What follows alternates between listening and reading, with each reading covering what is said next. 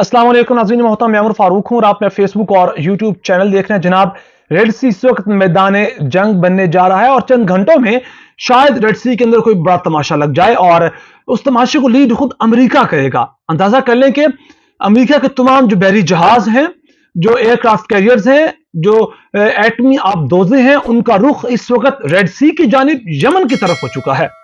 मसला यह कि जनाब, जो यमनी मुजाहिदीन ने इसराइल को नथ डाली है, उसके बाद अभी कुछ ही देर पहले खबर आ रही थी कि डेनमार्क ने और फिर जनाब जर्मनी ने, फ्रांस ने, इन तमाम ममालिक ने अपने तमाम जो बहरी जहाज बाबुल मंदब से गुजरने थे, रेड सी की जानिब बढ़ रहे थे, उनको रोक कर वापस बुला लिया है। और सिर्फ यही नहीं, तमाम शिपिंग कंपनीज दुनिया भर की, अब कोई एक दो शिपिंग कंपनी नहीं बल्कि तमाम दुनिया भर की शिपिंग कंपनीज ने हाथ खड़े कर दिए हैं, ऐलान कर दिया कि जनाब, जब तक ये तमाशा नहीं रुकता, गजा वाला, फलस्तीन वाला, इसराइल वाला, तब तक कोई भी जहाज हमारा यह नहीं जाएगा और किसी किस्म का ऑपरेशन रेड सी के अंदर देखने को नहीं मिलेगा। तमाम सी रूट्स बंद कर दिए गए हैं।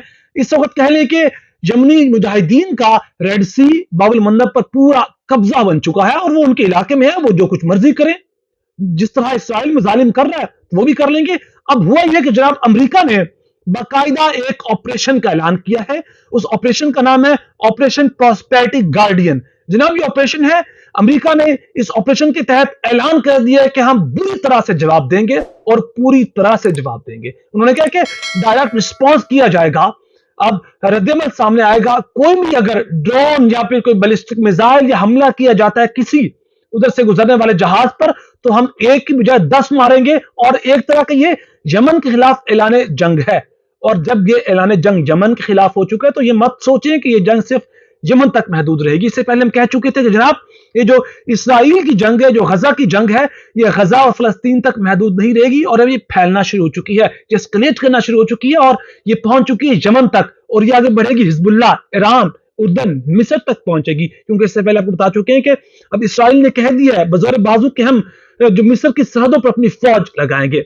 और मामलात सिर्फ यहीं तक नहीं रुकते। आपके साथ कुछ शेयर करूंगा, लेकिन उससे पहले एक और बड़ी खबर कि ईरान ने उनकी जो आबी हदूद हैं, आबी गुजरगाह के इलाके में एक एंटर हुआ था अमेरिका का यूएस नेवी शिप। उसको ईरानी कोस्ट गार्ड ने, जो ईरानी जो फौज है, जो नेवी है, उन्होंने जनाब वार्न किया कि यहां से निकल जाए और फिर एक वीडियो भी शेयर की।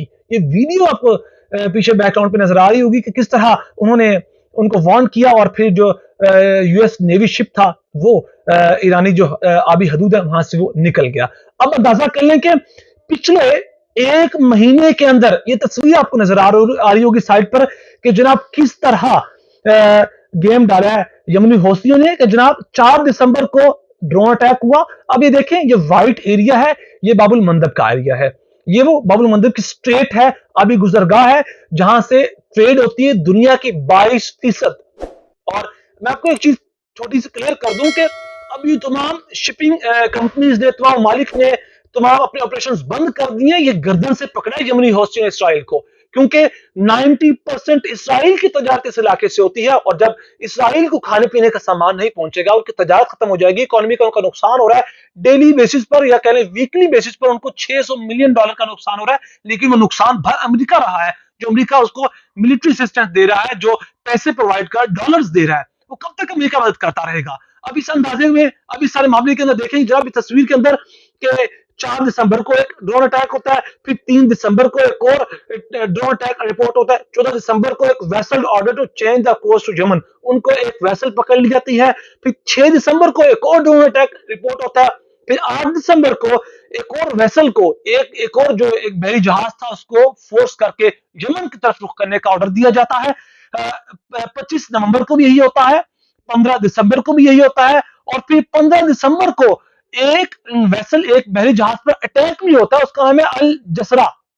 उस बहरी जहाज पर अटैक होता है। फिर जनाब 11 दिसंबर को एक मिसाइल अटैक होता है एक बहरी जहाज पर। फिर 27 नवंबर को सस्पिशियस वेसल पर एक अटैक किया जाता है। उस पर फिर 26 नवंबर को सेंट्रल पार्क बोर्डेड वेसल पर भी अटैक किया जाता है। और फिर 27 नवंबर को इस तरह की एक लंबी फहरिस्त है जो आपको नजर आ रही होगी तस्वीर के अंदर, जो राउंड्स गोल गोल है, इन जगहों पर जो हमले किए गए, ड्रोन अटैक्स किए गए, मिसाइल बरसाए गए हैं, या फिर उनको ऑर्डर किया है कि आप यहां से निकल जाएं या फिर हमारे मिसाइलों का सामना करें। अंदाजा कर लें कि इस वक्त चल क्या रहा है। और अगर अब, क्योंकि यमनी हौसियों ने जो तकरीबन पिछले 24 घंटों के अंदर सबसे बड़ी जो खबर थी, जो अक्सर शेयर की मैंने, कि 3 बड़े बहरी जहाजों पर हमला किया था, उसके बाद उन्होंने जनाब एक और गेम डाली। उन्होंने ये मामला को रोका नहीं है, वार्न किया गया था बार बार, लेकिन रोका नहीं। जो कि बात दीगिर है, उन्होंने हमलों को तेज किया है, और हमले तेज होने के बाद अब ये एक एक ग्लोबल इशू बन चुका है। दुनिया की 22% तजारत यहां से होती है, इसराइल की 90% तजारत यहां से होती है, सी रूट्स है।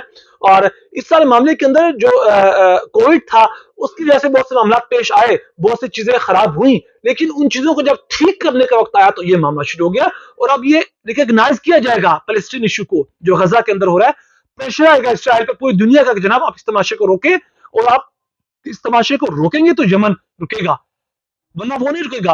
और जब ही हमले करते रहा तो फिर ये कब तक बबल मंदब का स्ट्रेट बंद रहेगा, कब तक रेड सी के अंदर जो बहरी जहाज वो नहीं जाएंगे। तो चीजें इस वक्त काफी एस्केलेट हो रही हैं, और आपको हम लम्हा ब लम्हा चीजों के बारे में रिपोर्ट कर रहे हैं, तस्वीर के साथ, वीडियोस, इमेजेस, जिस हद तक दिखा सकते हैं वो दिखाएंगे, क्योंकि एक अब बाउंड्री लाइन ड्रॉ कर दी गई है।